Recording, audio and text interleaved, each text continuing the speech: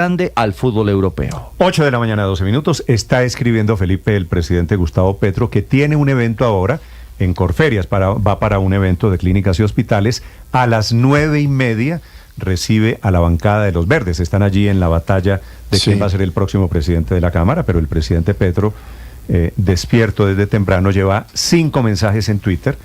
El último es el siguiente. Respondiéndole a una amiga nuestra, a Luz María Sierra, que es la directora del periódico El Colombiano. Escribió Luz María: ese ministro, refiriéndose al nuevo ministro de Educación, parece sacado de un casting de Rodrigo de No Futuro. Usted sabe que Rodrigo de No Futuro es la vendedora. Es una película. La película de Víctor Gaviria, antioqueña, exacto, protagonizada por Ramiro Meneses. Precursora de los actores naturales. Rodrigo de No Futuro. Historia de la vendedora de rosas. Después fue la vendedora de rosas. Rodrigo de No Futuro, Felipe, es básicamente la historia de las comunas de Medellín, la de historia los sicarios. Y esa película de la tocó gente más marginada de Medellín. Tocó subtitularla porque en festivales y cuando la gente la veía no entendía el lenguaje de lo soez y grosero que era. Entonces tocó subtitularla. A eso se refiere Luz María con su referencia a Rodrigo de No Futuro. Entonces responde Felipe: es una película de 30 y pico de años que seguramente la gente pues no conoce. Y responde el presidente Gustavo Petro: me parece que perfectamente un joven salido de las comunas populares de Medellín, que haya vivido su barrio, su resistencia, puede llegar no solo a ser ministro de Educación, sino presidente. Así es la democracia, así es una república. Felipe, es que el cuento de que aquí nadie humilde ha sido presidente de la república no es cierto. Pero sigo leyendo el mensaje del presidente Petro. Belisario Betancur tuvo un origen humilde. Pero Belisario Betancur se preparó. Marco Fidel Suárez también. Marco Fidel Suárez. El hijo de la allá en Bello todavía está la casa de él.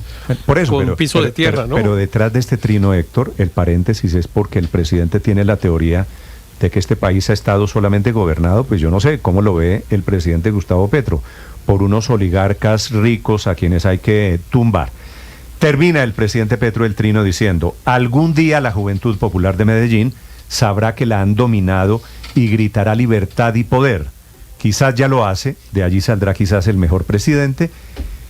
El poder constituyente es que cada colombiano y colombiana pueda ser presidente, decidiendo ya sobre las cosas públicas. Toda esa discusión ya a mi modo de ver se vuelve hojarasca e inútil. La pregunta es: ¿qué es lo que va a hacer el doctor Daniel Rojas en el ministerio? ¿Y cuál es la política pública de educación de este gobierno? Para que la discutamos, para que demos la discusión en serio, si lo que propone conviene o no conviene, qué va a pasar con el sector privado que presta un servicio de educación que ha sido ejemplar en Colombia. Ese es el mundo ideal en donde deberíamos estar debatiendo de ideas, ¿cierto? De cómo va a ser el trámite de la reforma, de hacia dónde va nuestra educación. Claro, pero yo creo, cortesía de mensajes como este, el del señor presidente, por el nombramiento que hace el presidente de Daniel Rojas. ¿Por quién es Daniel Rojas? Terminamos metidos alrededor de si tiene o no los méritos, de qué tan gamín, de qué es mejor, de cuál es. Si hay una decisión deliberada del presidente, Néstor, de que gobiernen personas distintas a los que estamos acostumbrados a tener como ministros. Aquí mencionamos algunos, todos extraordinarios académicos, exrectores de universidades, etcétera. Y que llegue un joven de la comuna de Medellín, digamos. Yo creo que hay una decisión política del presidente en hacer eso. En la discusión alrededor de las clases sociales en Colombia, de que los pobres de las comunas de Medellín son buenos y de que el resto del país es malo. Y es deseable. Yo creo que lo que plantea el presidente es deseable que un joven de la comuna de Medellín llegue y se prepare para ser ministro. Pero se prepare para ser ministro. Que aprenda de pedagogía, que sepa en qué consiste la educación superior, media, terciaria, etcétera, para que ojalá sea el mejor ministro de educación. Pero el presidente se equivoca en algo, creo yo, y tiene razón en que la democracia consiste en que cualquier ciudadano pueda llegar a ser presidente del país, pueda llegar a ser alcalde de su ciudad. Así, esa es la promesa de la democracia. No tiene que tener ni educación, ni apellido, ni nada. Pero los que son técnicos, como los ministros, porque tienen que también ser técnicos, los funcionarios deben tener preparación, deben tener una capacitación distinta a la que él ganó electoralmente. ¿Se acuerda, Luis o si no, no sale bien. ¿Se acuerda, Luis Ernesto, que aquí yo traje, Ricardo, a la ministra de Educación que se va del cargo Aurora Vergara. Claro, vino estrenándose, llegando al cargo. Esa señora tiene un origen, Felipe, mucho más humilde que Daniel Rojas, porque nació en un pueblo del Chocó. Ismina. Y logró llegar a Harvard. Sí, señor. Y aquí nos contó cómo. Y usted se acuerda... Bueno, el mismo canciller, ¿no? Luis Gilberto Murillo, claro. Eso, Felipe, es una historia de superación, pero de preparación. Venga. A la que yo miro con admiración a la ministra Aurora Vergara. Pero mire, ni el género. No le fue bien a la ministra Vergara. Ni el género, ni el origen garantiza que usted sea bueno. De acuerdo. Es que eso quede claro. Es decir, uno necesita mostrar unas cualidades, unas habilidades, unas competencias, como se dicen hoy. O sea, no basta con que yo tenga tal género o con que yo venga de tal parte para que sea un buen funcionario o una buena persona. Que eso quede claro. No me tiene que convencer. Al nuevo ministro no lo estamos juzgando por injustamente, ni estamos analizando lo que dicen de él, sino lo que él ha escrito, lo que él dice de sí mismo. Es que yo sí creo que por sus frutos los conoceréis. O sea, claramente él habla mucho de su talante, de sus recursos, insisto. Pero María Consuelo, mire, el mundo a través de lo que escribe claro, y pero cómo ahora lo nos escribe. toca juzgarlo lo que por su gestión. Héctor, lo que está pasando es un poquito patético y triste. Usted a un ministro lo evaluaba por sus escritos. Ahora el escrito del ministro de Educación son 2 groserías o 10 o 100 200 en redes sociales. Entonces, pero no nos digamos mentiras tampoco de que en Colombia hemos tenido ministros súper preparados y técnicos y conocedores de sus sectores, que es lo ideal, pero eso no es cierto.